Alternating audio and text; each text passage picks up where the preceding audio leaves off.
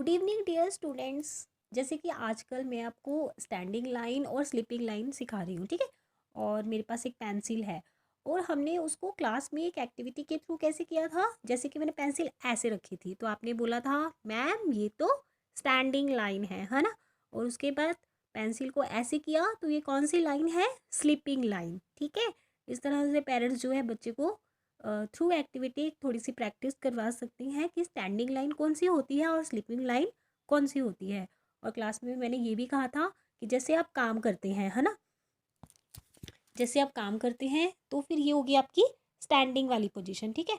उसके बाद आपकी पेंसिल काम करते करते थक जाती है, उसके बाद आप उसको अपने ज्योमेट्री बॉक्स में एक स्लिपिंग लाइन पोजीशन में उसको रेस्ट करने के लिए छोड़ देते हैं, है ना। तो बच्चों को पहचान हो गई, क्योंकि जैसे बच्चा लिख रहा है, लाइन ड्रॉ कर रहा है, तो उसको इतनी पहचान नहीं होगी जितनी हम एक्टिविटी के थ्रू करवा सकते हैं। तो ये कौन सी लाइन है, बार बार पूछना है, स्टैंडिंग लाइन। ये कौन सी है, स्लिपिंग लाइन।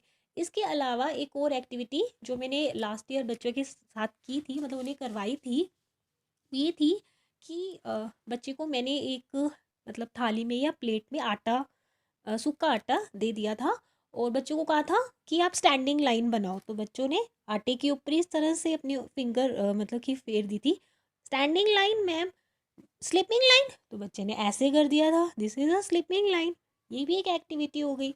और क्या कर सकते हैं, जैसे बच्चे को राजमा के दाने दे दिए या दाल दे दी और बच्चे को कहा कि स्टैंडिंग लाइन में करो, तो उसने उसको स्टैंडिंग लाइन में कर दिया, जस्ट लाइक, है ना। तो उससे क्या होगा, जैसे हमने बच्चों को आगे ए बी सिखानी है, 1 2 सिखानी है, तो उसमें सबसे पहला पोर्शन हमारा आता है, बच्चे को लाइंस की नॉलेज होनी चाहिए, ताकि जब हम बच्चे को बोले बेटा स्टैंडिंग लाइन ड्रॉ करो तो वो स्टैंडिंग लाइन ड्रॉ करेगा। और जब हम बच्चों को बोलेंगे कि बच्चे स्लिपिंग लाइन ड्रॉ करो तो वो स्लिपिंग लाइन ड्रॉ करेगा। इसके अलावा आप किसी और मतलब कुछ और ऐड करना चाहते हैं इसमें, कोई और एक्टिविटी के थ्रू बच्चे को सिखा सकते हैं तो सिखाएं। मतलब बच्चे के माइंड माइंड में ये बात हो जानी चाहिए कि स्टैंडिंग लाइन कौन सी है, this is a standing line and this is a sleeping line, ठीक है ना।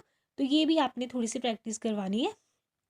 कुछ और ऐड करना करना चाहते हैं आप तो कर देना, ठीक है। Thank you.